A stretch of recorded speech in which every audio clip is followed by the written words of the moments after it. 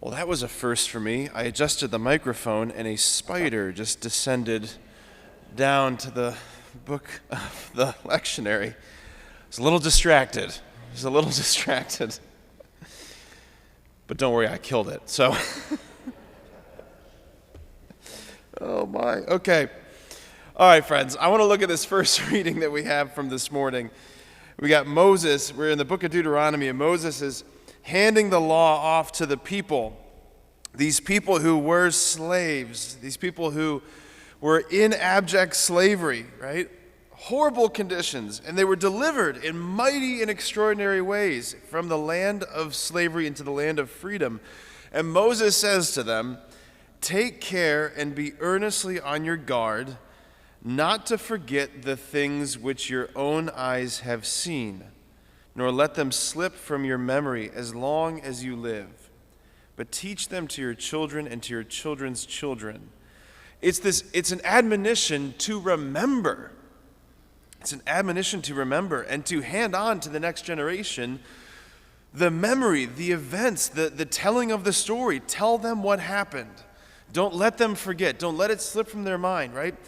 I think it's extraordinary. I think it's absolutely extraordinary how often this theme of memory comes up in the scriptures, and I think it's absolutely baffling and extraordinary that the Lord has to exhort the Israelites to remember what happened to them. Like, maybe this doesn't strike you like it strikes me. Imagine you're a Jew who is living in Egypt for all these years of slavery. You witness the plagues. You witness the extraordinary, mighty acts of God, the crossing through the Red Sea, the base of Mount Sinai, the fiery cloud, the thunderclap, like the glory of the Lord upon the mountaintop. All of these unbelievable things. And he's like, just try not to forget that.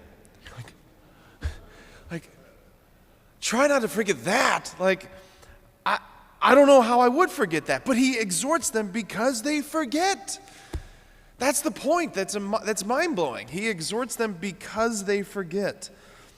Friends, I just think this is just a great reminder for us today that it's so important in the spiritual life to remember the events that have marked our journey back home to the Father, to remember the graces, to remember the encounters that we've had with the Lord, to not let them slip from our memory. St. Ignatius of Loyola, the great retreat master of our tradition, one of the things that he would invite his retreatants to do was to make days of repetition.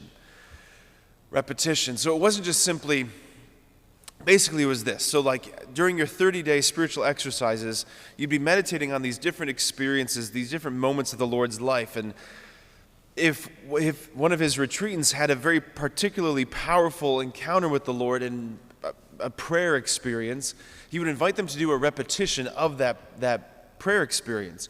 Not to try and like recapture the sentiments of what it felt like to be, encountered by the Lord in that way, but to return in the memory to that grace experience, because grace is still flowing from that moment, from that memory. I think very often for us, if we have beautiful moments in prayer, we just kind of like, we might appreciate them, and then we move on to the next one, like, what's the next thing you're going to give me, Lord? The truth is, the Lord often, he puts these, like, think of like the Samaritan woman from the gospel. He digs these wells in our memory, and he invites them to be places for us to return and to draw water from, to drink from. Because the memory is not dried up. There's still more grace flowing there. So just as an encouragement for us this morning, to maybe have some time of repetition in our prayer, to go back to some of those graced moments where we were particularly encountered by the Lord, where our hearts were particularly disposed, and to drink afresh the water that's still flowing there. Amen.